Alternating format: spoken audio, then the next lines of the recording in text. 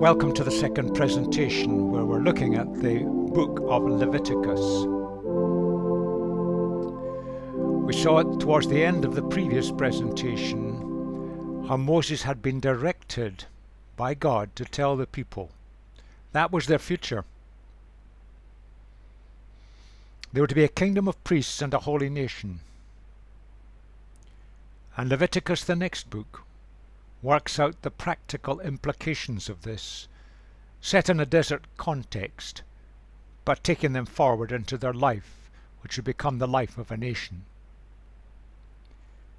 A kingdom of priests, their task was to make God known, to make God real for the people groups that lived round about, and to share it with the humanity of the world.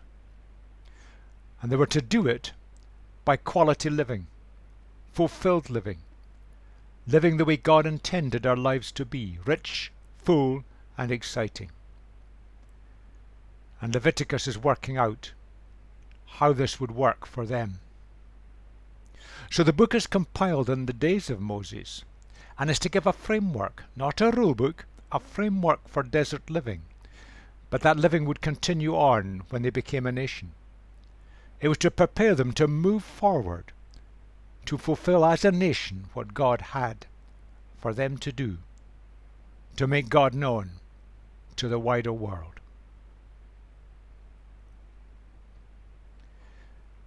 The book is quite systematic. I've divided it into 5 sections. And we're going to look at the first section in this presentation. The strange world of sacrifices. The book was written for a rabble of former slaves. They'd come out of slavery, oppressed. They'd been released from Egypt. They were under a leader, Moses, they scarcely knew. They didn't have much idea what was happening to them. They had to be taught and guided. They didn't know what lay ahead. And at times they wanted to go backwards to the security of slavery rather than the exciting dangers of life ahead through the desert and into a land that God would give them. And they didn't know much about God, because their ideas about God were probably all mixed up with ideas about the gods of Egypt. And so this people was full of uncertainty, full of fear. And as we read the accounts and the troubles that Moses had with them, we can see all of that worked out in practice. This strange world of sacrifices. We ask ourselves, why is it here? What's the point of it? It's not something we do today. The sacrifices started, they went on into the nation of Israel, but they died when Rome finally flattened the nation, and they never came back. In this presentation we're going to look at these sacrifices, and the following presentation we're going to see what they meant then and what the significance is for us today. Sacrifices. This is all part of the cultures of that day. Various people groups offered food or objects or animals or even humans. They offered them to their God, sometimes as an expression of devotion, sometimes as a way of reducing divine anger, and sometimes because they were aware that they had messed up, they had failed. And the three were sometimes interwoven with each other. In the Egyptian culture there was animal sacrifice, but it was very much done for appeasing the gods. Gods who ruled various aspects of life. And by making a sacrifice you were appeasing the gods, reducing their anger, seeking their favour, that things would go well in life. Sometimes it was a human that was sacrificed.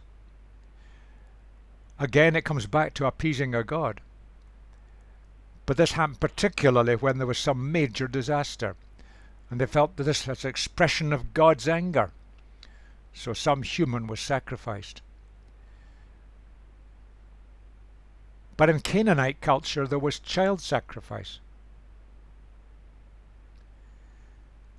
And the people of God, people that Moses was leading, they were being led into a land where there was a Canaanite culture and where child sacrifice took place.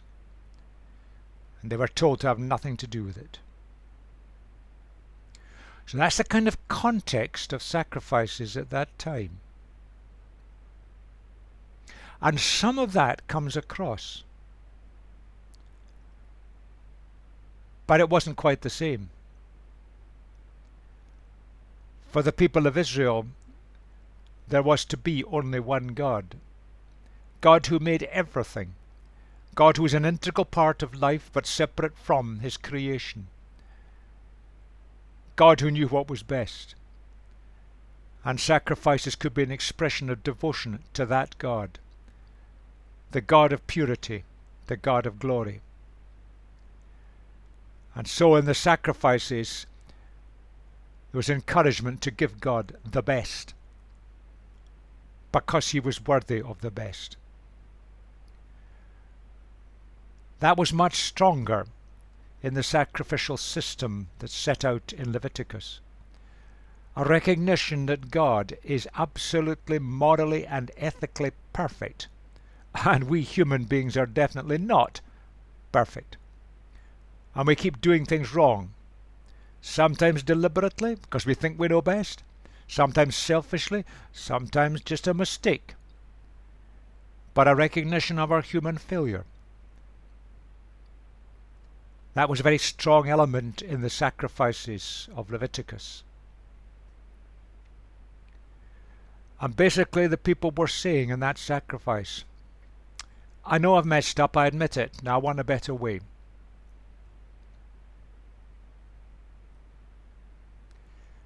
But the concept of divine anger, which was so much part of the cultures of the day, where gods were pictured as kind of capricious, showing their anger, they were almost human. The God of the people of Israel, the idea of anger is very different. And you can see this traced through the Old Testament into the New. God is angry when anything or anyone messes up his creation, including you and me.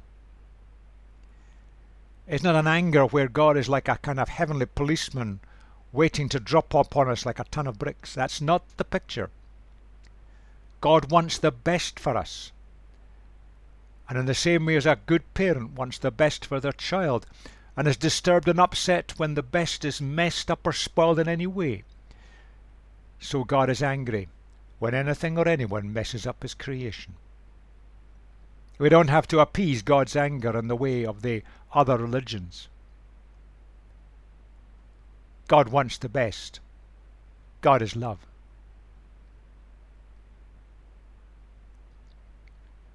We need to remember that this was an agricultural society.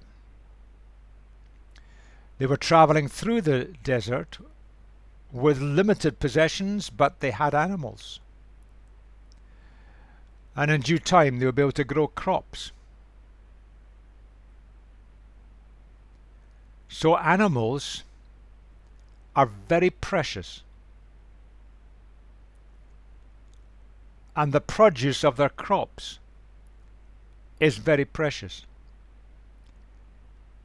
These are the things that are really important and valuable in an agricultural community. And what Leviticus is showing is that we express our devotion to God, our awareness of our failures, our desire to serve him by sacrificing the very, very best.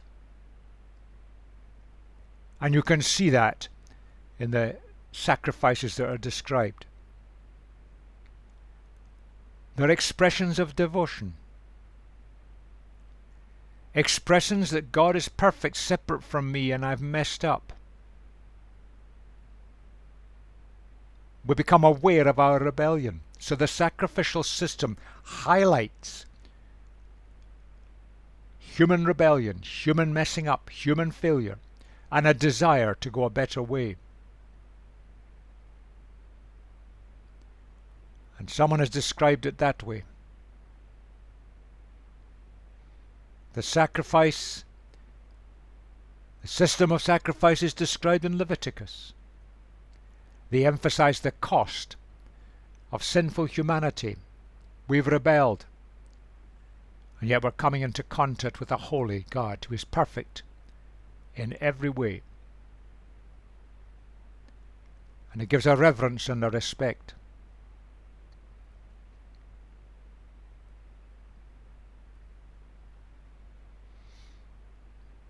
In the desert period, the sacrifices took place in the Tabernacle, which is just a description describing a kind of portable temple. Eventually, when they came into the land, they built a temple. It took quite a while to do, but they built a temple in Jerusalem. But at that time they had a portable temple, and it was designed roughly like this. Orientated that way, where the rising sun would stream in through the east gate, the pillars. There was the inner sanctuary, the holy place, the tent of meeting. On the left-hand end was the Holy of Holies, where the Ark of the Covenant was housed. That was where the priests could wash their hands and also wash the animals. And that was the altar where the sacrifices were burnt. And the altar was big. When you walked in through the east gate, and what faced you was this enormous altar, 2.2 meters square, 1.3 meters high. Fire on it, and animals being burnt. It would make a great impression. It's making a point. Sacrificing to God, because God is holy, is separate. We have messed up, and our devotion is to Him. We admit we've made a mistake. We've made failures. We've rebelled. And the temple in Jerusalem was designed in the same layout and same way, but of course it was permanent. So that's where the sacrifices took place. Now what we're going to do is we're going to look at chapters 1 to 5 separately. I'm not putting up all the texts, and I do recommend that you have a Bible handy and you read through these chapters at some stage. I've tried to pick out the key things and to highlight the things that are of particular importance for us. But it's worth reading the entire story. In chapter 1, the Lord called to Moses and spoke to him from the tent of meeting. He said, "Speak to the Israelites and say to them, when anyone among you brings an offering to the Lord, bring as your offering an animal from either the herd or the flock. If the offering is a burnt offering from the herd, you are to offer a male without defect. You must present it at the entrance to the tent of meeting, so it will be acceptable to the Lord. You are to lay your hand on the head of the burnt offering, and it will be accepted on your behalf to make atonement for you. You are to slaughter the young bull before the Lord. It is a burnt offering. If the offering is a burnt offering from the flock, from either the sheep or the goats, you are to offer a male without defect. You are to slaughter it on the north side of the altar before the Lord. It is a burnt offering. If the offering to the Lord is a burnt offering of birds, you are to offer a dove or a young pigeon. The priest shall bring it to the altar. It is a burnt offering."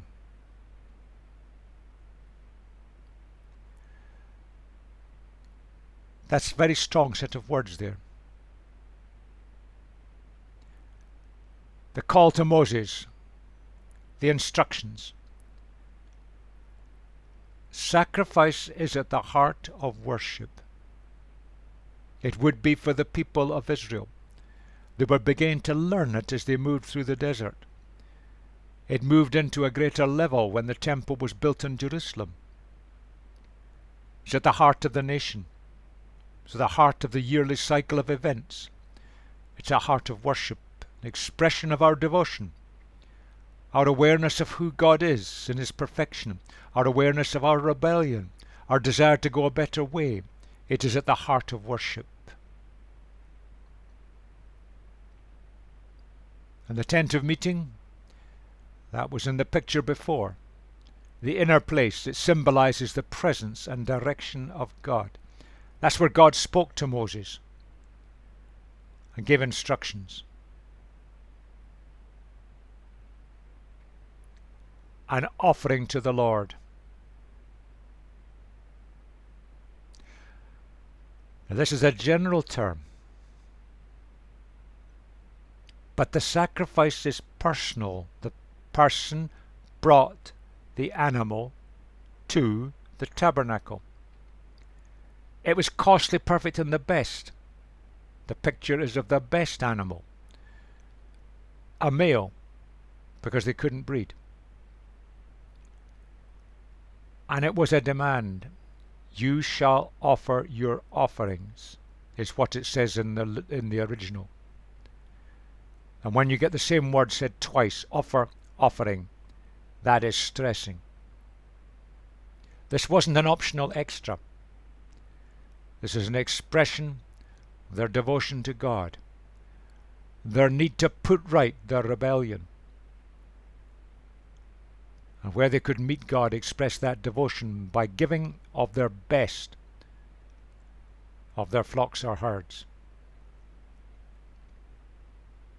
Now the individual was very actively involved. They chose the animal, and they chose the best. They brought the animal to the tabernacle, they killed the animal, they cut it up, washing it as needed, and then they watched their valuable animal go up in smoke. Now that's sacrifice. That's a big sacrifice in an agricultural community. And it expresses their devotion, their awareness of their rebellion, and their desire to meet with their God.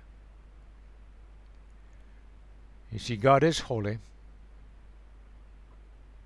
morally and ethically perfect, different from us, because we are not holy.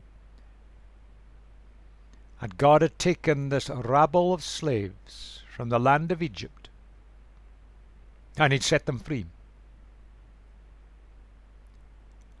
And the sacrifice pictured their response. They were not worthy. They were rebels. They didn't fully understand what was going on half the time. But it was their way of expressing their response by giving that which was the most valuable in their society and community. Now let's look briefly at chapter 2. When anyone brings a grain offering to the Lord, their offering is to be of the finest flour. They are to pour olive oil in it, put incense on it, take it to Aaron's sons, the priests. The priest shall take a handful of the flour and oil together with all the incense and burn this as a memorial portion on the altar, a food offering, an aroma pleasing to the Lord. The rest of the grain offering belongs to Aaron and his sons. It is a most holy part of the food offerings presented to the Lord. Every grain offering you bring to the Lord must be made without yeast, for you are not to burn any yeast or honey in a food offering presented to the Lord. You may bring them to the Lord as an offering of the firstfruits, but they are not to be offered on the altar as a pleasing aroma. Season all your grain offerings with salt. Do not leave the salt of the covenant of your God out of your grain offerings. Add salt to all your offerings. The word there, this is an expression of gratitude. The very best we have. Now, as they went throughout the desert, there were limitations what they could do in this. But when they got into the land, the Canaanite land, where crops could be grown, the produce they produced from the crops was essential for life. So here is them taking a sample of this, the very best, the finest, offering it to God. Only a small portion was to be burnt this time. Most of the grain offering would be given to the priests because they could then live in it, because they did not have an agricultural area to grow crops. They depended on the gifts of the people. There are many explanations that could be put up as to why yeast or honey is not involved, but we simply do not know.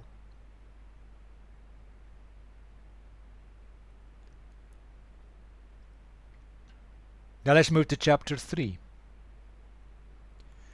If your offering is a fellowship offering and you offer an animal from the herd, whether male or female, you're to present before the Lord an animal without defect. You're to lay your hand on the head of your offering and slaughter it at the entrance to the tent of meeting. Then Aaron's sons, the priests, shall splash the blood against the sides of the altar. From the fellowship offering you're to bring a food offering to the Lord. The internal organs and all the fat that is connected to them, both kidneys and the fat on them near the loins, and the long lobe of the liver, which you will remove with the kidneys. Then Aaron's sons are to burn it on the altar, on the top of the burnt offering that is lying on the burning wood. It is a food offering, an aroma pleasing to the Lord. If you offer an animal from the flock as a fellowship offering to the Lord, you are to offer a male or female without defect. If you offer a lamb, you are to present it before the Lord. Lay your hand on its head and slaughter it in front of the tent of the meeting.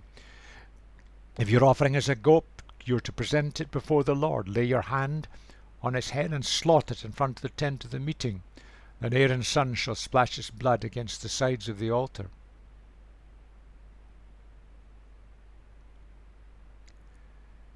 The first offering in chapter 1 was the burnt offering. The whole lot went up in smoke. The second one was the grain offering, an expression of gratitude and devotion. This one is translated here as a fellowship offering. Now that word is difficult, and different versions in our English translations have translated it in different ways. It can carry all these kind of meanings. Fellowship offering, peace offering, free will offering. But what is true is this: it's an optional sacrifice. The burnt offering was something that they had to give. But this is optional. And if we track its use through in the Old Testament, we find on some occasions it expresses gratitude, in others confession. In others they did it because they were seeking guidance. Sometimes it was a celebration, sometimes an expression of commitment, and sometimes it seemed to involve a kind of celebratory meal afterwards. It's a very positive offering, seeking God. But perhaps the strongest element of it would be celebration. We're celebrating all that God is and all His goodness to us, and we're giving Him of our best as an expression of that celebration. To chapter 4. This is a bit longer. The Lord said to Moses, "Say to the Israelites, when anyone sins unintentionally and does what is forbidden any of the Lord's commands, if the anointed priest sins, bringing guilt on the people, he must bring to the Lord a young bull without defect as a sin offering for the sin he has committed. He is to present the bull at the entrance to the tent of meeting before the Lord. He is to lay his hand on its head and slaughter it there before the Lord. If the whole Israelite community sins unintentionally and does what is forbidden in any of the Lord's commands, even though the community is unaware of the matter, when they realize their guilt and the sin they have committed becomes known, the assembly must bring a young bull as a sin offering and present it before the tent of meeting. The elders of the community are to lay their hands on the bull's head before the Lord, and the bull shall be slaughtered before the Lord. When a leader sins unintentionally and does what is forbidden in any of the commands of the Lord his God, when he realizes his guilt and the sin he has committed becomes known, he must bring as an offering a male goat without defect. He is to lay his hand on the goat's head and slaughter at the place where the burnt offering is slaughtered before the Lord.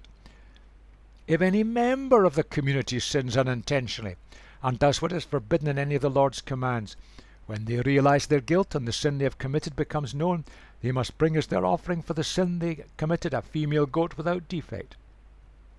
They are to lay their hand on the head of the sin offering and slaughter it at the place of the burnt offering.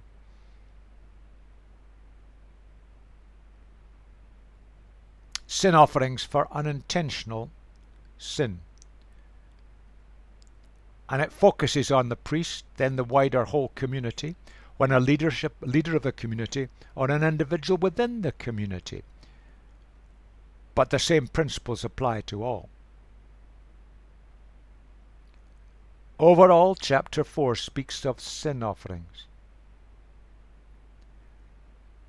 And these are required when an individual or the community commits a sin against God unintentionally. And at some point, they become aware of it, or it becomes known. The things that we do wrong, and we're not even aware of them at the time, they still have consequences. They can affect us, they can affect others, and they hurt God. And this is an expression of an awareness of this by sacrificing something precious, admitting we got it wrong, and seeking God's ways and God's help to put it right.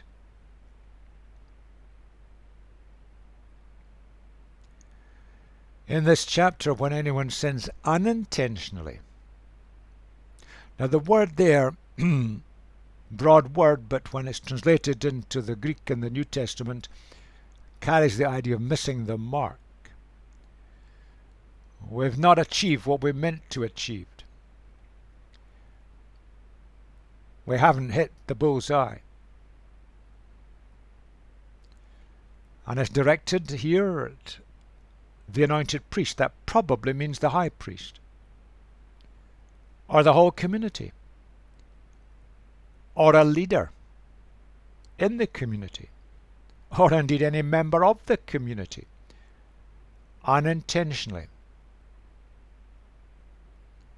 You see, even if we're unaware we've acted wrongly, it still affects us. It can still have an impact on others and cause hurt and damage. It disturbs our relationship with God. It disturbs relationships overall. There's a very deep thought in this. If God made the universe, and if God made this our world, and God made us, things are right and things are wrong. We only have to look at the physical world and see how things work. They work in a certain way. In the ethical and moral world, it's just the same. It isn't fashionable in Western culture to accept this today. Western culture thinks there's nothing that's just right or wrong in that objective sense. It's just what's best for us. But sometimes doing what seems best for us is wrong because it hurts others. And even if we do it unintentionally, the wrong has consequences. A very deep and important lesson for us today. And finally to chapter 5, which in the original Hebrew version of the Bible goes up to chapter 6, verse 7. Again, a longer stretch. The Lord said to Moses, if anyone is unfaithful to the Lord by sinning unintentionally in regard to any of the Lord's holy things, they are to bring to the Lord as a penalty a ram from the flock, one without defect and of the proper value in silver, according to sanctuary shekel. It is a guilt offering. They must make restitution for what they have failed to do in regard to the holy things, pay an additional penalty of 1/5 of its value, and give it all to the priest. The priest will make atonement for them with the ram as a guilt offering, and they will be forgiven. If anyone sins and is unfaithful to the Lord by deceiving a neighbour about something entrusted to them or left in their care, or about something stolen, or if they cheat their neighbour, or if they find lost property and lie about it, or if they swear falsely about any such sin that people may commit, when they sin in any of these ways and realize their guilt, they must return what they have stolen or taken by extortion, or what was entrusted to them, or the lost property they have found, or whatever it was they swore falsely about. They must make restitution in full, add 1/5 to the value to it, and give it all to the owner on the day they present their guilt offering. And as a penalty they must bring to the priest, that is to the Lord, their guilt offering, a ram from the flock, one without defect and of the proper value. In this way the priest shall make atonement for them before the Lord, and they will be forgiven for any of the things they did that made them guilty.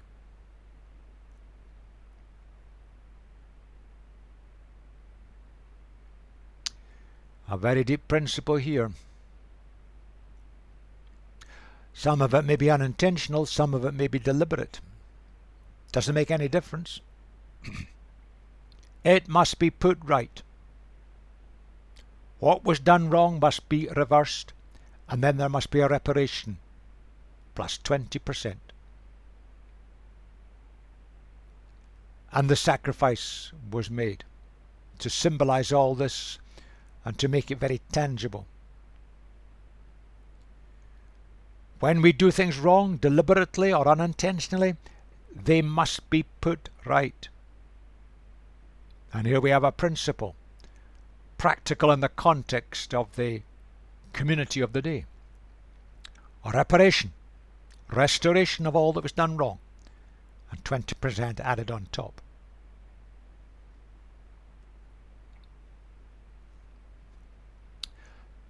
Well, that's the sacrifices. 5 sacrifices in the 5 chapters. Let's just look at them overall. In chapter 1, burnt offerings. Here the animal was totally destroyed in the fire. A very precious possession. It's personal. It's voluntary in the sense that the person had decided they're going to do it. But God requires it.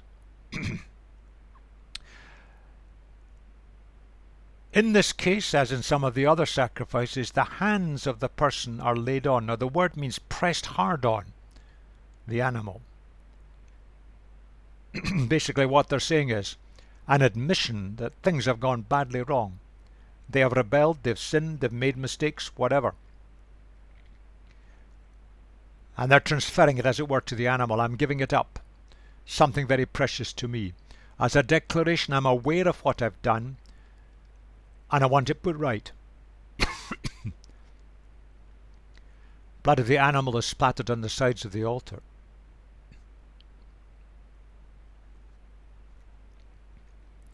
The cereal offerings.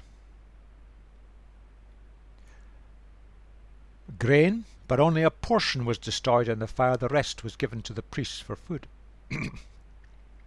Again, it's personal, voluntary, but this time voluntary in the sense that the person brings it as an extra, an expression of devotion.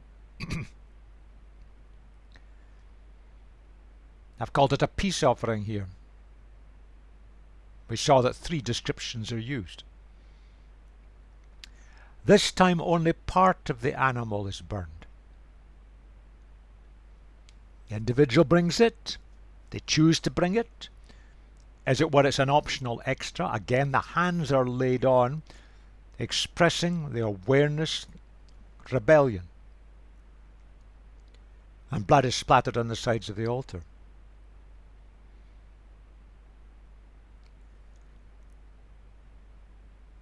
Purification offerings. Quite a long stretch. Again, an animal is brought, but only the internal organs are burned. The remainder is burned outside the camp.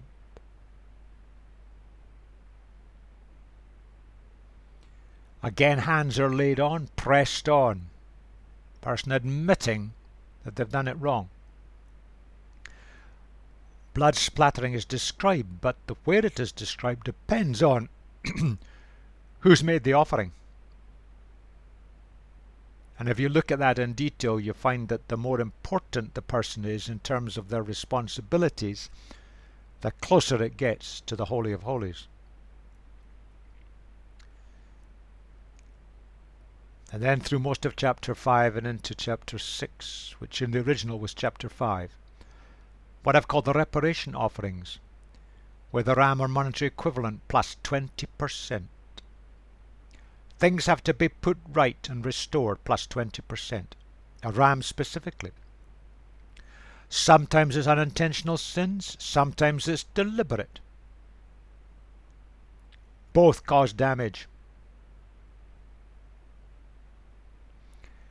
Now that's the overall picture, and I've tried to simplify it and present it in a broad brush terms.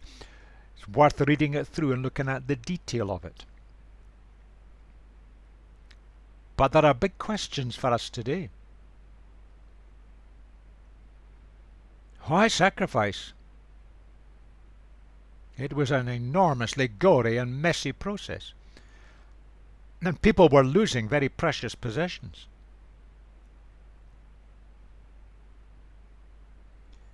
And why was blood so often involved? And blood had to be daubed onto the sides of various artifacts in the tabernacle and temple area. And sometimes that word atonement is used. Now that word causes us problems, because we look at the normal use of that word in English and assume that that's what it meant in the languages that were used when the Old Testament was written.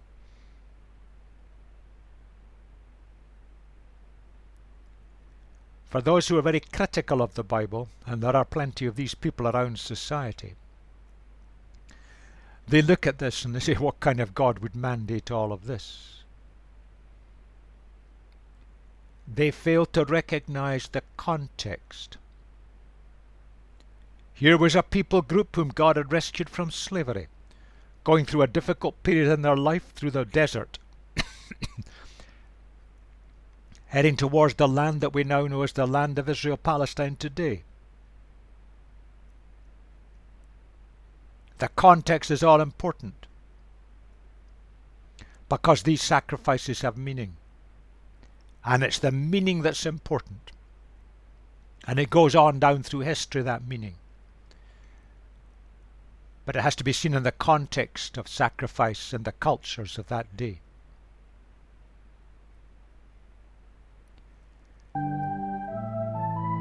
But when it comes to the meaning, that's the theme of the next presentation.